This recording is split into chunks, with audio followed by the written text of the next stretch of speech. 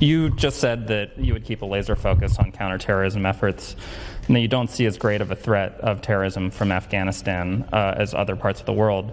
But if you and your administration so badly misassessed how quickly the Taliban would sweep through Afghanistan, and we no longer have an embassy there from which to run intelligence operations, how can you at all be confident of your assessment of the risk of terrorism and the ability of the U.S. to conduct over-the-horizon missions to keep it in check? Can you tell Americans that they're safe and will remain safe from terror attacks in Afghanistan? I think you're comparing apples and oranges. One question was whether or not the Afghan forces we trained up would stay and fight in their own civil war they had going on. No one, shouldn't say no one, the consensus was that it was highly unlikely that in 11 days they'd collapse and fall and the leader of Afghanistan would flee the country. That's a very different question than whether or not there is the ability to observe whether or not large groups of terrorists begin to accumulate in a particular area in Afghanistan to plot against the United States of America. That's why we retained an over-the-horizon capability to go in and do something about that if that occurs. But in the meantime, we know what's happened around the world. We know what's happening in terms of what's going on in other countries where there is a significant rise of terrorist organizations in the Middle East, in East Africa, and other places. And so the bottom line is we're dealing with those terrorist threats from other parts of the world and failed states without permanent military presence there. We have to do the same in Afghanistan. Sir, just on that initial assessment, we learned over the last 24 hours that there was a dissent cable from the State Department. Sure.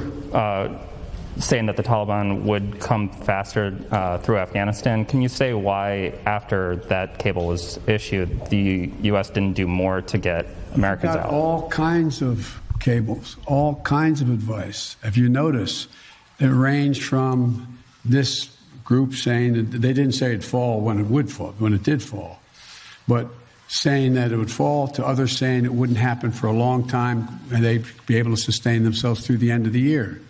I made the decision. The buck stops with me. I took the consensus opinion. The consensus opinion was that, in fact, it would not occur, if it occurred, until later in the year. So it was my decision. Now, my next is Stephanie Ramos, ABC. No. Thank you, Mr. President. 2 questions for you. The military has secured the airport, as you mentioned, but will you sign off on sending U.S. troops into Kabul to evacuate Americans who haven't been able to get to the airport safely? We have no indication that they haven't been able to get in Kabul through the airport. We've made an agreement with the Taliban thus far. They've allowed them to go through. It's in their interest for them to go through. So we know of no circumstance where American citizens are carrying an American passport or trying to get through to the airport. But we will do whatever needs to be done to see to it they get to the airport. And one more, Mr. President. Last month, my colleague Martha Raddatz interviewed Abdul, an interpreter who was on the front lines with U.S. forces in Afghanistan. Overnight, we received a photo of Taliban militants coming to the door of his home, literally hunting him down. Thankfully, he was able to escape, but he is obviously still in mortal danger. What would be your message to Abdul, his wife, and his 3 young daughters? We want you to be able to get to the airport. Contact us. We'll see whatever we can do to get you there. We've got to get you out. We are committed to deal with you, your wife, and your child to get all 3 of you out of Afghanistan. That's the commitment. Thank you, sir.